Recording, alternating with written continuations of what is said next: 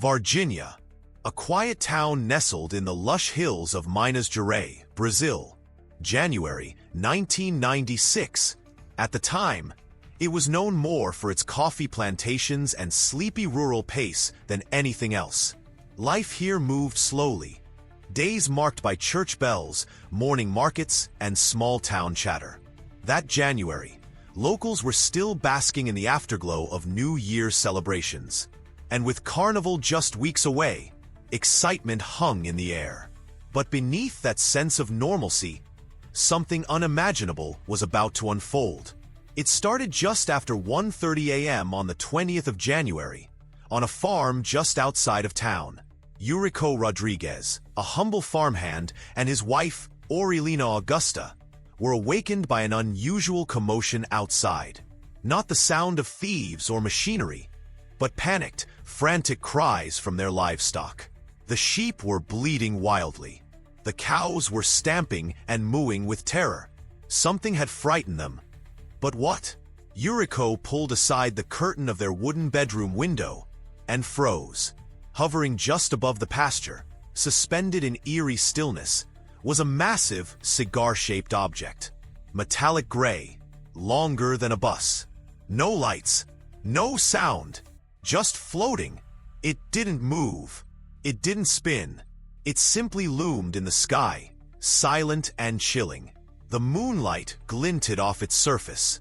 Below, the animals ran in circles, disoriented, like they could sense that whatever it was, it did not belong here. Aurelina joined him at the window. They watched in disbelief, hearts pounding. No words were exchanged. What could they say? What could explain what they were seeing? And then, just as suddenly as it had appeared, the object vanished. No roar, no trail of smoke, no bright flash. It simply disappeared into the night sky. They sat awake until sunrise, unable to sleep, too afraid to speak, too afraid to believe their own eyes. They told no one. Eurico feared ridicule. "People will think we're crazy," he whispered. And perhaps he was right.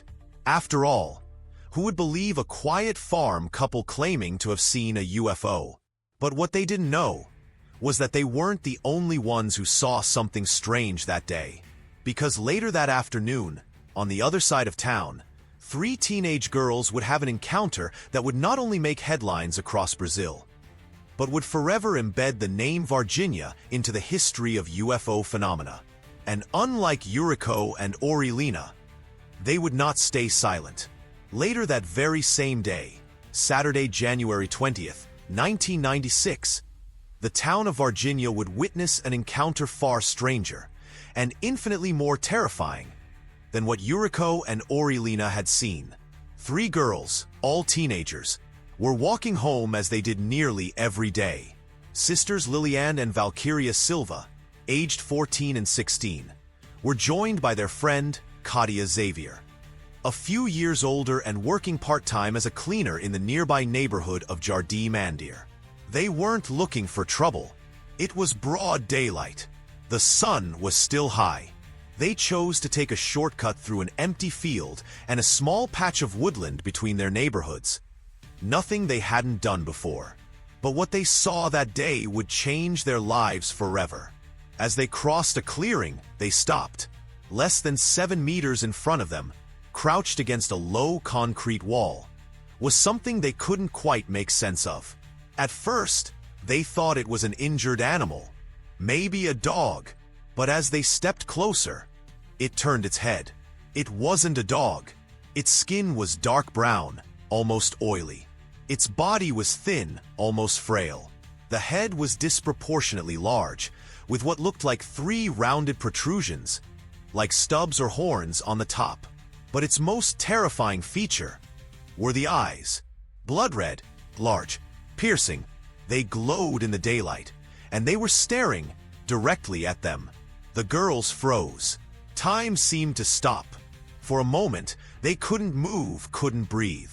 The creature didn't growl. It didn't charge. It simply looked at them, and that was enough. Liliane was the first to scream. Then all 3 turned and ran. screaming, crying, sprinting across the field as fast as their legs would carry them. They didn't stop until they reached home. When they burst through the door, their mother was shocked to find them in hysterics.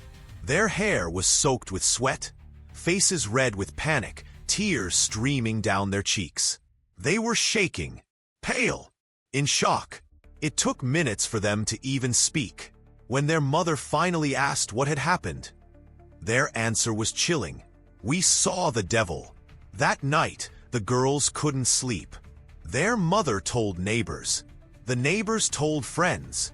And within 24 hours, the story had spread. But it didn't stop there. By the next day, Brazil's biggest Sunday television program, Fantástico, picked up the story. Millions of viewers across the country watched in disbelief as the three girls recounted their encounter. Their faces were still shaken. Their voices trembled with fear. This wasn't fiction. These weren't actresses. These were three ordinary girls from a quiet town, telling an extraordinary story. And as their testimony aired across Brazil, something even stranger began to happen. Other people, dozens of them, started coming forward. Some said they had seen a similar creature. Others said they saw strange military trucks moving through town late at night. A few even claimed to have seen UFOs just days earlier. Whatever was happening in Varginha, it was no longer just a rumor. It had become national news. And soon, it would become an international mystery. By Sunday evening, just one day after the girls' terrifying encounter, the entire country of Brazil was captivated by a single word: Varginha. The story had hit the mainstream press, and it was spreading like wildfire. Leading the charge was Fantástico, the country's most-watched television program.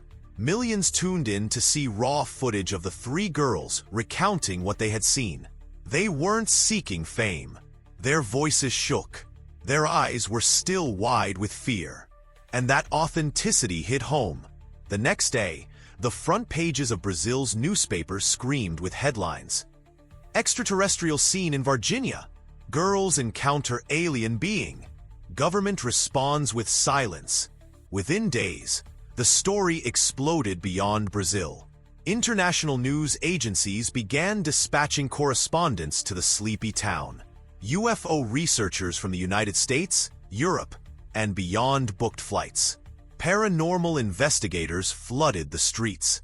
What had begun as a quiet Saturday afternoon had now turned Varginha into the UFO capital of South America.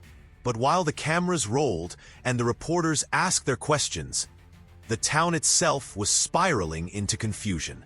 In neighborhoods and public squares, people gathered in groups, talking in hushed tones. Rumors swirled. More sightings happened that night. "There's a military cover-up. They've already taken one of the creatures away." Dozens of residents came forward. Over 200 witnesses, ordinary people, farmers, teachers, shopkeepers, claimed to have seen strange creatures or unusual lights in the sky. One man said he saw a cigar-shaped craft hovering above his field before vanishing in silence. A group of children swore they saw a small creature hiding behind a dumpster near their school. A delivery driver recounted passing a black truck at 3 a.m. that smelled like chemicals. But amid the noise, one description remained eerily consistent: dark skin, slender frame, big head, and glowing red eyes. Katia Xavier, the oldest of the three girls, gave her detailed account during a taped interview. She said, "It was neither human nor animal. It had oily brown skin, like it was wet, and 3 round lumps on top of its head. It looked directly at us. Its red eyes were burning. We just ran, and people believed her. Not because it sounded fantastic, but because it didn't. Because it was too bizarre to be invented. And because others, people from different walks of life, had seen something similar. But while the public rallied around the girls, others began to question the entire event. Skeptics called it mass hysteria, a hoax, a publicity stunt for tourism. But the question they couldn't answer was, if this was all just fantasy, then why were people in the military, armed and unmarked, suddenly showing up at all hours of the night? Why were trucks being seen near wooded areas? Why were officials refusing to comment? And perhaps most chilling of all, why were strangers in dark suits suddenly appearing and asking witnesses to stay silent? Whatever happened in Varginha that weekend, one thing had become clear. This was no longer just a strange story told by a few scared girls. This was something much bigger. As the world became fixated on the town of Varginha, something strange began happening behind the scenes. At first, it was whispers, rumors, reports of military trucks driving through rural roads late at night. Then came the sightings. Green camouflage vehicles with no license plates, headlights off, moving silently under cover of darkness. Locals said they saw soldiers in full gear, armed, focused, not speaking to anyone. Some claimed they were carrying something, wrapped tightly in dark tarps. Something that moved. It didn't take long for people to draw conclusions. The military was here, and they were looking for something, or someone, according to one anonymous source. A firefighter stationed near the Tres Carracos base, just 16 kilometers from Varginha, several non-human entities had been captured in a nighttime operation. The creatures were reportedly found hiding in the forest, weak, dazed, and unable to escape. The operation was swift, efficient, and deeply secretive. The creatures were loaded into unmarked trucks and transported away, first to a local facility, and later, possibly to Brasilia. But the most shocking claim? That within days, these beings were quietly flown out of Brazil into the custody of the United States military. And then, they were never seen again. Some believe they were taken to be dissected. Others believe they were studied, alive. Whatever the truth, one thing is certain. The Brazilian government has never acknowledged any part of this operation. But the cover-up wasn't just about soldiers and trucks. It was also psychological. Roughly 2 weeks after the initial encounter, the Silva family, still reeling from the attention, received an unexpected visit. 4 men, black suits, black ties, black sunglasses, no IDs. They entered the Silva home uninvited. They spoke softly, but firmly. They sat the girls down and asked them if they were willing to change their story. Say it was a mistake, one of them said. Say you were frightened by a homeless man.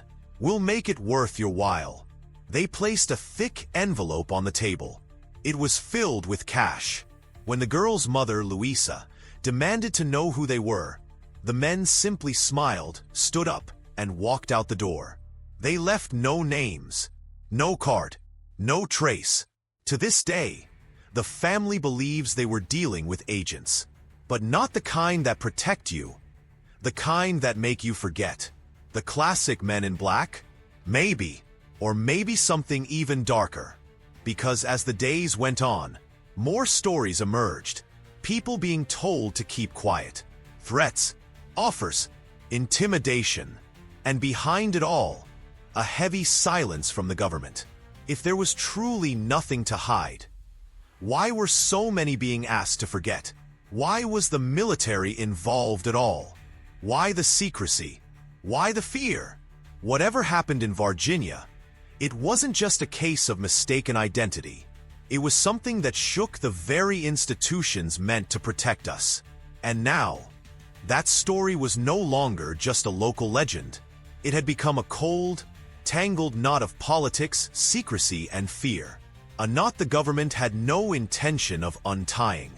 With the story of Varginha now dominating headlines and dividing public opinion, the inevitable happened. Doubt crept in. At first, it came from skeptics, scientists, journalists, psychologists. They proposed a different theory, that the creature the girls had seen wasn't extraterrestrial at all, but something tragically human. According to this theory, the girls had simply encountered a homeless man. a disabled, mentally ill man known locally as Little Louise or Lucinho, malnourished, dirty, possibly deformed, covered in mud or oil. His appearance, in poor lighting and under stress, could have been misinterpreted. The theory explained the large head, thin frame, even the dark, oily skin. It framed the encounter as a case of fear, imagination, and hysteria, and to some, it made sense. After all, the girls were young. It was daytime, yes, but they were in an unfamiliar area, and fear can distort perception. But there was a problem with that explanation. Too many witnesses, too many matching details. The military trucks, the strange craft seen the night before, the unmarked men in suits offering hush money, the firefighter who claimed to be part of a secret operation to retrieve alien life forms. And the most damning question of all, if it was just a homeless man, why did the military show up in the middle of the night? Why the cover-up? Why the silence? Despite growing pressure, the Brazilian government officially denied all allegations. They called the Varginha incident a misunderstanding. They dismissed witness accounts as rumors, exaggerations, or outright hoaxes. But many residents of Varginha weren't convinced.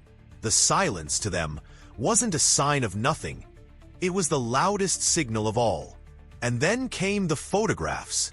Grainy, black and white, said to have been leaked from inside the military. One showed a blurry, humanoid figure lying on a gurney. Another, a supposed shot of the cigar-shaped UFO seen over the countryside. Were they real? Fakes? No one could prove it. But the images only deepened the divide between believers and skeptics. Local ufologists pushed back hard against the official narrative. They conducted interviews, held community meetings, cross-referenced over 200 witness testimonies, most of which shared eerie similarities. One investigator famously said, "This was not mass hysteria, it was mass suppression." And yet, no one could break through the wall of denial. No military officer stepped forward with undeniable proof. No footage was ever released. And the so-called creatures were never seen again. So what really happened? Did a group of teenagers mistake a sick man for something alien? Or did they witness the impossible and then watch it disappear into a web of silence and control? Were the witnesses liars or victims of something much larger than themselves? The truth, if it existed, had been buried under layers of conflicting stories, official denials, and public fatigue. And in that silence, the Varginha incident began to fade from headlines, from national attention, from memory, but not from those who lived through it. And certainly, not from those who believed. Years passed, the panic faded, the headlines disappeared, but the story of Varginha never truly went away. Instead, it changed shape. What began as fear evolved into fascination. What was once taboo became tourism, and a small town in southeastern Brazil found itself at the center of something unexpected. A new identity built on mystery. Varginha embraced its infamy. In 2001, just 5 years after the incident, the town unveiled one of its most unusual landmarks, a 20-foot-tall public water tower designed in the shape of a flying saucer. Locals called it Nave Espacial de Varginha, the Varginha spaceship. It quickly became the town's most photographed site. Alien-themed gift shops began popping up. Coffee mugs, t-shirts, plush dolls, all emblazoned with green aliens and glowing red eyes. Cafes offered ET burgers. Souvenir stands sold glow-in-the-dark toys shaped like UFOs. Tourists came from all over Brazil and beyond. They wanted to walk the same paths as the three girls. They wanted to see the clearing in the woods. They wanted to visit the farm where the first UFO was spotted. They wanted to ask questions, even if the answers were long gone. And the town welcomed them. Hotels added alien-themed rooms. Taxi drivers offered UFO tours. Schools began hosting essay contests on what really happened in 1996. The event, even without official confirmation, had transformed into cultural legend. And legends draw people in. In 2004, Varginha hosted the first-ever UFO Congress of Brazil. Researchers, authors, investigators, and believers gathered in the town square. They shared theories, debated evidence, showed slides of photos that might be faked or might be real. It was part science, part speculation, and part celebration. To some, this was commercialization, a town cashing in on a ghost story. Critics argued that the government had quietly encouraged the shift, turning a potential scandal into an economic opportunity. But to others, Varginha had done something powerful. It turned fear into identity. Other towns had done the same. Roswell, New Mexico, Point Pleasant, West Virginia, places where the unexplained became the unforgettable. Varginha joined their ranks, but not everyone welcomed the transformation. For the Silva family, for Katia Xavier, and for those who stood by their claims, the town's alien mascot was a painful reminder, a cartoon version of something they believed was deeply real and deeply traumatic. They didn't ask to become symbols. They didn't want a legacy built on wide-eyed caricatures or neon signs. They wanted truth, but truth is complicated, especially when wrapped in memory, media, and myth. So while the tourists smiled for selfies beside silver statues, the people who lived the story often watched from the sidelines, wondering, is this what it's come to? Is this all the world will remember? A giant water tower shaped like a flying saucer?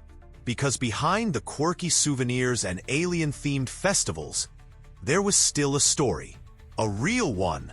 One that hadn't been solved. And for some in Varginha, that truth still matters. It's been more than 2 decades since the events in Varginha unfolded. The headlines have faded. The interviews have grown old. And yet, for the 3 women at the heart of it all, the memory remains as sharp as ever. In 2003, nearly 8 years after the encounter, Katia, Valkyria, and Lillian agreed to return to the site where it all began. The wooded lot where they came face to face with what they believed was not of this earth. They walked slowly, quietly. A documentary crew followed. The sun filtered through the trees, casting long shadows over the same wall where the creature once crouched. They didn't scream, they didn't cry, but they didn't smile either. They stood there, still, staring, remembering. When asked once more what they had seen, Valkyria answered with the same words she had said in 1996. I don't know what it was, but I know it wasn't human. And in that sentence lies the power of the Varginha incident. Because whether you believe them or not, the story has never changed. Not once. Not in over 20 years. That kind of consistency is rare. And it's compelling. The Brazilian government still denies everything. No aliens, no UFOs, no military operation. Just rumors, just imagination. But then why? Were military trucks photographed near the scene? Why did witnesses report seeing creatures being carried away in the dead of night? Why did unidentified men in black suits show up, offering silence in exchange for cash? Why was there a supposed warning issued by NORAD, just 1 hour before the first UFO sighting, alerting Brazil to possible incoming aerial phenomena? There are too many questions, too many loose ends, and no official explanation has ever tied them all together. That's the thing about truth. Sometimes it hides in plain sight. Other times it's buried deep, beneath fear, denial, and convenience. For the residents of Varginha, the alien statues and tourist shops are just a mask. A surface. Beneath it is something unresolved. A truth they lived. A truth no one ever truly answered. Maybe it was all a misunderstanding. a mistake of perception, or maybe it was a moment when something extraordinary broke through the veil, something that wasn't supposed to be seen, and once it was, had to be hidden again. Only Katia, Valkyria, and Lillian know for sure what they saw that day. And that memory, it will follow them for the rest of their lives. As for the rest of us, we're left with questions, wonder, doubt, and curiosity. Maybe that's all we'll ever have. But maybe that's enough. Do you believe something happened in Varginha? Leave a comment below. And don't forget, sometimes the truth lives in the shadows.